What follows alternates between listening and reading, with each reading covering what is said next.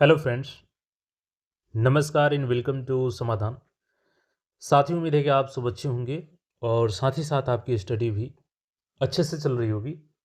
झारखंड कर्मचारी चयन आयोग जेएसएससी और जेएसएससी ने सीजीएल का combined graduate level notification out कर दिया है।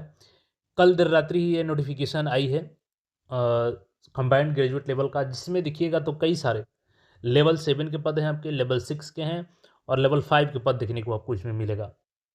इसमें देखिएगा तो प्रखंड सांख्यिकी पर्यवेक्षक, इसके सहित अन्य कई सारे पद हैं जिस पे आप सभी आवेदन कर सकते हैं।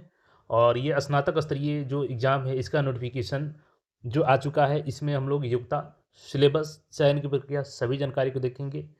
अगर आप बिहार के अभ्यर्थी हैं तो आप जनरल से इसमें फ़ाइट कर सकते हैं। बाकी जो रिजर्वेशन का लाभ है वो वहाँ के निवासियों को मिलेगा। तो आप किसी भी स्टेट से हैं, आप कम से कम जनरल सीट से तो फ़ाइट इसमें कर ही सकते हैं। तो चलिए हम लोग और चीज़ों को यहाँ पे देखते हैं, ताकि आप क्वालिफ़िकेशन अगर आपका है इस पदों के अनुसार तो आप लोग इस फॉर्म को ज़रूर भरिएगा और तैयारी इसके सिलेबस के अनुसार करिएगा। तो सारा चीज़ों को हम लोग यहाँ पे देखने वाले हैं। सबसे पहले देखिएगा तो ये नोटिफिकेशन है आपका झारखंड कर्मचारी चयन आयोग और ये विवरणिका दिया गया है। तो यहाँ पे देख सकते हैं जेटी जीएल सी सीई 2026 रेगुलर भर्ती, यानी कि जो स्नातक स्तरीय कंबाइंड एग्जामिनेशन है, तो ये इसके लिए रेगुलर नोटिफिकेशन आ चुकी है। देखिए, दो तरीके का सीजीएल का नोटिफिकेशन आता है झारखंड में। एक तो हो गया एएसओ के लिए आता है, बाकी अन्य पद उसमें होते हैं। और एक ये हो गया जो दूसरे पदों के लिए आया है। तो एएसओ का जो आप लोग इंतजार कर रहे हैं, तो ऑलरेडी मैंने बताया है कि ये 3 महीने, कम से कम 3 महीने समय लगेंगे आपको एएसओ के लिए। बाकी अन्य जो पदों के लिए आया है, इसमें भी आपके लेवल 7 के पद हैं, लेवल 6 के और लेवल 5 के हैं। तो कौन कौन से लोग एलिजिबल होंगे, ये सारा चीज़ नोटिफिकेशन में दिया गया है। 100 रुपये फीस यहाँ भी रखता है। झारखंड में भी अगर आप फॉर्म भरते हैं तो 100 रुपये आपको पेमेंट करना रहता है। आप देख सकते हैं, परीक्षा शुल्क 100 रुपये है, चाहे आप किसी भी स्टेट के अभ्यर्थी हैं। अब सबसे पहले हम लोग बात कर लेते हैं इसमें कौन कौन से पदों पर वैकेंसी आई है। पहला नंबर जो पोस्ट देखिएगा इसमें है सहायक कीट वैज्ञानिकता वेक्टर जनित रोग। दूसरा जो पद है ये नियंत्रक कार्यक्रम, देखिएगा समूखा का ये है पद। और इसके बाद देखिएगा तो सहायक वेक्टर जनित रोग नियंत्रण पदाधिकारी, वेक्टर जनित रोग नियंत्रण कार्यक्रम पदाधिकारी। इसके अलावा है निरीक्षक वेक्टर रोग जनित नियंत्रण कार्यक्रम समूह है। फिर देखिएगा तो प्रखंड सांख्यिकी पर्यवेक्षक, कनीय सांख्यिकी सहायक या अन्वेषक समूह का ये भी जॉब है। ग्रुप बी का जॉब है ये भी सब। ग्रुप बी कौन कौन पद है इसमें? प्रखंड सांख्यिकी पर्यवेक्षक, कनीय सांख्यिकी सहायक या अन्वेषक समूह ग। गव्य तकनीकी पदाधिकारी समूह का है। इसके अलावा देखिएगा तो मत्स्य प्रसार पर्यवेक्षक है समूह का है। अंकेक्षक ऑडिटर का पोस्ट है। ऑडिटर का पोस्ट देखिएगा ये समूह ग का है, ग्रुप सी का है। कनीय वैज्ञानिक सहायक राज्य औषधि जांच प्रयोगशाला नामक रांची समूह का है। प्रयोगशाला सहायक भौतिकी विज्ञान समूह ग का है। प्रयोगशाला सहायक रसायन विज्ञान समूह ग का है। तो ये आपके पदों की संख्या हो गई, पदों का नाम हो गया। इसके लिए क्वालिफिकेशन क्या है, सीटों की संख्या क्या है, ये चीज़ हम लोग देखेंगे। तो देखिएगा सबसे पहले हम लोग बात करें यहाँ पे एक एक करके क्वालिफिकेशन की। तो यहाँ पे जो क्वालिफिकेशन है सहायक कीट वैज्ञानिकता, तो जो सहायक कीट वैज्ञानिकता है इसकी अगर क्वालिफिकेशन की हम लोग बात करें तो देखिएगा सहायक कीट वैज्ञानिकता वेक्टर जनित रोग नियंत्रण कार्यक्रम, लेवल क्या है? लेवल 7 है, जो एएसओ का लेवल होता है। 44,900 से 1,42,400। इसमें क्या है कि किसी मान्यता प्राप्त विश्वविद्यालय से स्नातकोत्तर जीव विज्ञान कीट विज्ञान में होनी चाहिए, यानी कि इसमें पीजी डिग्री आपका मांगा गया है। ठीक है, हालांकि ग्रेजुएशन वाला अभी पोस्ट है, आगे मिलेगा, जैसे कि आपका प्रखंड सांख्यिकी पर्यवेक्षक हो गया, तो घबराना नहीं है, एक एक करके सबका क्वालिफिकेशन हम लोग देखेंगे। सहायक वेक्टर जनित रोग नियंत्रण पदाधिकारी, वेक्टर जनित रोग नियंत्रण कार्यक्रम, लेवल 7 का ये भी है। इसमें क्या है, किसी मान्यता प्राप्त विश्वविद्यालय से स्नातक, तो इसमें आपका ग्रेजुएशन चाहिए। ग्रेजुएशन आपका किस में चाहिए? तो साइंस में चाहिए। और साइंस में किसी भी स्ट्रीम से, चूंकि यहाँ पर कोई स्ट्रीम मेंशन नहीं किया गया है, तो साइंस अगर है आपका तो आप इसके लिए एलिजिबल हैं। बीएससी अगर आप किए हैं तो ठीक है। थर्ड नंबर जो पोस्ट है, तो देखिए थर्ड नंबर जो पोस्ट है निरीक्षक वेक्टर जनित रोग नियंत्रण कार्यक्रम, ये लेवल 6 का है। ये भी आपका किसी भी यूनिवर्सिटी से आपने ग्रेजुएशन किया है साइंस में, बीएससी किया है आपने, तो इसके लिए आप एलिजिबल होंगे। फिर देखिएगा प्रखंड सांख्यिकी पर्यवेक्षक, कनीय सांख्यिकी सहायक अन्वेषक, एज ए सेम देखिएगा तो एक तरीके से बिहार में भी ऐसा सेम पोस्ट आता है। हालांकि अभी बीएसओ का बिहार में आया है जो लेवल 7 का है।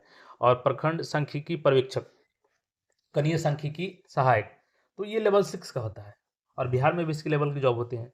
तो ये पद देखिएगा लेवल 6 का है। इसके लिए क्या चाहिए आपकी, तो किसी भी मान्यता प्राप्त विश्वविद्यालय से गणित होनी चाहिए आपकी, अर्थशास्त्र होनी चाहिए, सांख्यिकी के साथ स्नातक की डिग्री, यानी कि या तो मैथमेटिक्स से आपने ग्रेजुएशन किया है, इकोनॉमिक्स से ग्रेजुएशन किया है या स्टैटिक्स से ग्रेजुएशन किया है, तो आप इस पोस्ट के लिए एलिजिबल होंगे। लेवल 6 की सैलरी इसमें मिलेगी। गव्य तकनीकी पदाधिकारी लेवल 6 का है। इसमें क्वालिफिकेशन की बात करें तो किसी मान्यता प्राप्त विश्वविद्यालय से डेयरी टेक्नोलॉजी, डेयरी गव्य विज्ञान में स्नातक की डिग्री अथवा समकक्ष योग्यता होनी चाहिए। मत्स्य प्रसार पर्यवेक्षक की बात करें हम लोग तो पे मैट्रिक्स लेवल 6 का है। इसमें किसी भी यूनिवर्सिटी से आपके मत्स्य विज्ञान स्नातक या जंतु विज्ञान प्रतिष्ठा वाला ऑनर्स वाला होना चाहिए। ऑडिटर देखिएगा चेक लेवल 5 का है। ये किसी भी यूनिवर्सिटी से आपका गणित, अर्थशास्त्र, वाणिज्य, यानी कि या तो आपने कॉमर्स से किया हो या स्टैटिक्स से किया हो या मैथमेटिक्स से किया है या इकोनॉमिक्स से किया हो, तो आप इस पोस्ट के लिए एलिजिबल होंगे। इसके बाद कनीय वैज्ञानिक सहायक राज्य औषधि जांच प्रयोगशाला, तो ये देखिएगा विज्ञान या भेषजी या भेषजिक रसायन या विज्ञान से भारत सरकार द्वारा मान्यता प्राप्त विश्वविद्यालय से स्नातक होनी चाहिए या स्नातकोत्तर की उपलब्धि होनी चाहिए या कोई भी इसमें से एलिजिबल हो। प्रयोगशाला सहायक विज्ञान भौतिकी का लेवल 5 का है। तो आपका फिजिक्स ऑनर्स पेपर के साथ ग्रेजुएशन होनी चाहिए, इसके लिए एलिजिबल होंगे। रसायन विज्ञान के देखिए लेवल 5 है, तो इसमें आपका केमिस्ट्री ऑनर्स पेपर के साथ में ग्रेजुएशन कंप्लीट होनी चाहिए। पूरा क्वालिफिकेशन आपने देख लिया। अब सीटों की संख्या देख लीजिए। देखिएगा जो लेवल 7 का है सहायक कीट वैज्ञानिकता का, तो इसमें टोटल 4 सीट है, अन्य जॉब के लिए 1 है, अनुसूचित के लिए 1 है। बाकी यहाँ पे देखिएगा नियंत्रण कार्यक्रम समूह का, इसमें भी टोटल 4 पोस्ट है। सॉरी ये देखिएगा तो हाँ इसमें 4 पोस्ट है आपका। और इसके बाद देखिएगा तो 2 में ग्रुप 2 में कौन सा है, तो सहायक वेक्टर जननी नियंत्रण रोग, तो इसमें कितना पोस्ट है, अन्य जॉब के लिए 2 है, टोटल 4 पोस्ट है यहाँ पे। निरीक्षक वेक्टर जनित रोग, तो टोटल 42 पोस्ट है यहाँ पे। इसमें अनरिजर्व के लिए 20 है, बाकी कैटेगरी के अनुसूचित जाति के लिए 13 है, अनुसूचित जाति के लिए 3 है, जनजाति के लिए 13 है। देखिएगा यहाँ पे इस तरीके से आप जनरल से फाइट करेंगे जो बिहार की अदर स्टेट है। प्रखंड सांख्यिकी पर्यवेक्षक, ये बढ़िया पद है आपके लिए, लेवल 6 का है। चूंकि इसमें सामान्य स्नातक है कि अगर कम से कम अपने ग्रेजुएशन मैथ स्टैटिक्स या इकोनॉमिक्स से किया है तो इसके लिए एलिजिबल होंगे। जनरल के लिए देखिएगा 101 सीट है, तो ठीक ठाक सीट है यहाँ पे जनरल के लिए, अदर स्टेट के लिए आप फाइट कर सकते हैं। बाकी अनुसूचित जनजाति के लिए 60 है। टोटल यहाँ पे 228 पोस्ट है प्रखंड सांख्यिकी पर्यवेक्षक का, जिसमें से एक आपका अनरिजर्व के लिए, यानी कि कोई भी इसमें फाइट कर सकता है।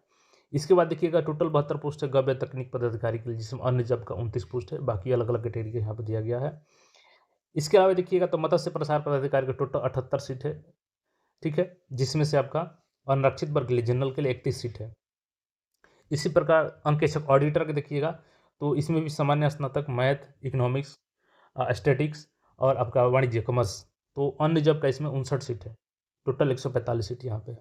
इसके बाद वैज्ञानिक कनीय वैज्ञानिक सहायक का टोटल 6 है, अनरिजर्व का 3 है। प्रयोगशाला सहायक भौतिकी का जनरल में 8 है और देखिएगा रसायन का इसमें अनरिजर्व का 8 है। तो ये सीटों की संख्या यहाँ पे दे दिया गया है, सीटों की संख्या आपने देख लिया। अब चयन की प्रक्रिया को हम लोग बात कर लेते हैं इसकी। सबसे पहले तो इसमें उम्र देख लीजिएगा, 21 वर्ष कम से कम आपकी चाहिए और मैक्सिमम आपका 35 साल चाहिए जनरल की, ठीक है। और अधिकतम उम्र सीमा देखिएगा यहाँ पे तो छूट दिया गया है 4/1/2021 के अनुसार, यानी कि 5 साल आपको एज में छूट दिया गया है, ठीक है। तो इसमें 5 जैसे 40 हो गया जनरल के लिए, बाकी के लिए यहाँ पे अलग अलग कैटेगरी का एज लिमिट दिया गया है।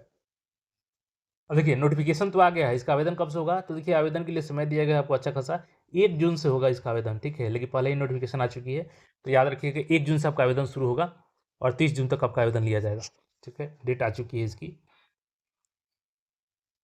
अब बात कर लेते हैं हम लोग परीक्षा के स्वरूप की बात। देखिए परीक्षा आपका ऑफलाइन मोड या ऑनलाइन मोड, दोनों में से किसी भी मोड में हो सकता है आवश्यकता अनुसार, यानी कि सीबीटी भी हो सकता है और ओएमआर पे भी हो सकता है ऑफलाइन। परीक्षा का स्वरूप देखिएगा तो परीक्षा आपका 2 चरण में लिया जाएगा, प्रीलिम्स होगा और मेंस होगा, दोनों ऑब्जेक्टिव होगा। देखिएगा 50,000 से कम अभ्यर्थी रहने पर केवल एक परीक्षा होगा, लेकिन चूंकि 50,000 से ज़्यादा भरेंगे तो इसलिए मेंस और प्री दोनों होगा। परीक्षा में सभी प्रश्न बहुत विकल्पीय होंगे, यानी एमसीक्यू बेस्ड होंगे और प्रत्येक प्रश्न 3 अंक के होंगे, यानी सही उत्तर के लिए आपको 3 अंक दिया जाएगा, गलत उत्तर के लिए 1 अंक कटा जाएगा, यानी 1/3 यहाँ पे निगेटिव है। और परीक्षा की भाषा हिंदी या अंग्रेजी होगी। परीक्षा का पाठ्यक्रम देखिएगा तो इसमें देखिएगा सामान्य अध्ययन के आपके 30 प्रश्न रहेंगे, झारखंड राज्य से संबंधित ज्ञान 60 प्रश्न रहेगा आपका, झारखंड का जीके, ठीक है। सामान्य गणित से 10 प्रश्न रहेगा, विज्ञान से 10 प्रश्न और रीजनिंग से 10 प्रश्न, टोटल 120 प्रश्न रहेगा। ये आपका सिलेबस हो गया प्रीलिम्स का। ये बाकी इसमें डिटेल्स दिया गया है, डिटेल्स में सिलेबस दिया गया है, यहाँ पे देख सकते हैं। अब जो मेंस की हम लोग बात करें तो मेंस 2 घंटे का होगा, 120 प्रश्न वहाँ भी, यहाँ भी 2 घंटे का। तो इसमें आपका भाषा ज्ञान देखिएगा तो हिंदी भाषा ज्ञान आपका 60 प्रश्न रहेगा, अंग्रेजी भाषा ज्ञान 60 प्रश्न रहेगा। इसमें केवल क्वालिफाई करना रहेगा, और हिंदी और अंग्रेजी इसमें अलग अलग क्वालिफाई नहीं करना है, मतलब कि दोनों मिला करके भी अगर आपका इसमें से 30% आ जाता है यानी 36 नंबर, ठीक है, दोनों मिला करके 36 नंबर मांग लेते हैं यहाँ पे 120 में से, तो आप इसके लिए पास हो जाएंगे। इसके बाद से इसमें देखिएगा तो 30% की एक और भाषा इसमें देना रहेगा, या तो आप हिंदी दे सकते हैं अदर स्टेट के हैं, या अंग्रेजी दे सकते हैं, क्योंकि बाकी यहाँ पे लोकल लैंग्वेज है, तो इस दोनों में से कोई एक देंगे। यहाँ भी आपको 30% स्कोर लाना रहेगा, ठीक है। अब जो तीसरा आपका पत्र होगा वो देखिएगा आपके एग्जाम के अकॉर्डिंग वो पेपर ओरिएंटेड होगा। इसमें टोटल 150 क्वेश्चन पूछे जाएंगे, 2 घंटे 30 मिनट का पेपर होगा ये। इसमें जैसे कि उस विषय से रिलेटेड जैसे कि 100 प्रश्न होंगे अलग अलग पोस्ट के लिए, बाकी सामान्य अध्ययन 20 प्रश्न, सामान्य गणित 20 प्रश्न और सामान्य विज्ञान 10 प्रश्न। जैसे प्रखंड के लिए हम लोग देख ले अगर, अब जैसे देखिएगा तो यहाँ पे अब जो इसमें प्रखंड सांख्यिकी पर्यवेक्षक कनीय सांख्यिकी सहायक अन्वेषक अंकेक्षक पद के लिए जो 100 प्रश्न अलग से पूछे जाएंगे पेपर थर्ड में, उसके लिए देखिएगा तो प्रखंड सांख्यिकी पर्यवेक्षक कनीय सांख्यिकी सहायक अन्वेषक पद के अभ्यर्थियों को विशिष्ट विषय के रूप में गणित, सांख्यिकी, अर्थशास्त्र में से किसी एक विषय का चयन करना होगा। चयनित वैकल्पिक विषय की परीक्षा देनी होगी, यानी इसमें से कोई भी एक आप सब्जेक्ट चूज करेंगे और उसको 100 प्रश्न पूछे जाएंगे आपसे, ठीक है, इस पद के लिए। तो जैसे कि अर्थशास्त्र आप देखिएगा, यहाँ पे अर्थशास्त्र आप चुनते हैं तो यहाँ पे सिलेबस दिया गया है। एडवांस माइक्रो इकोनॉमिक्स पूछा जाएगा आपसे, advance micro economics, money banking and finance से पूछा जाएगा, आपके इंटरनेशनल इकोनॉमिक्स से पूछा जाएगा। ये सारा उसका दिया गया सिलेबस में अलग से डाल दूंगा। ग्रोथ एंड डेवलपमेंट दिया गया है। इसके बाद देखिएगा यहाँ पे प्री लिबरलाइजेशन एरा दिया गया है, द पोस्ट लिबरलाइजेशन एरा दिया गया है। इसके बाद देखिएगा तो वाणिज्य से अगर पूछते हैं आप तो अकाउंटिंग, ऑडिटिंग, टैक्सेशन से पूछा जाएगा। इस तरीके से सिलेबस यहाँ पे दिया गया है। इसके अलावा देखिएगा तो अगर आप मैथ चुनते हैं गणित तो इसमें लीनियर अलजेब्रा पूछा जाएगा, कैलकुलस पूछा जाएगा, एनालिटिक ज्योमेट्री पूछा जाएगा, ऑर्डिनरी डिफरेंशियल इक्वेशन पूछा जाएगा, डायनेमिक्स स्टैटिक्स, हाइड्रोस्टैटिक्स पूछा जाएगा आपसे, वेक्टर एनालिसिस पूछा जाएगा, अलजेब्रा पूछा जाएगा, कॉम्प्लेक्स एनालिसिस पूछा जाएगा, ऑपरेशनल रिसर्च पूछा जाएगा, मैथमेटिकल मॉडलिंग पूछा जाएगा, और पार्शियल डिफरेंशियल इक्वेशन पूछा जाएगा, प्रोबेबिलिटी पूछा जाएगा यहाँ पे आपसे, मैकेनिक्स एंड फ्लूइड डायनामिक्स पूछा जाएगा, डिस्क्रीट मैथमेटिक्स पूछा जाएगा, लॉजिक इसमें रहेगा आपका।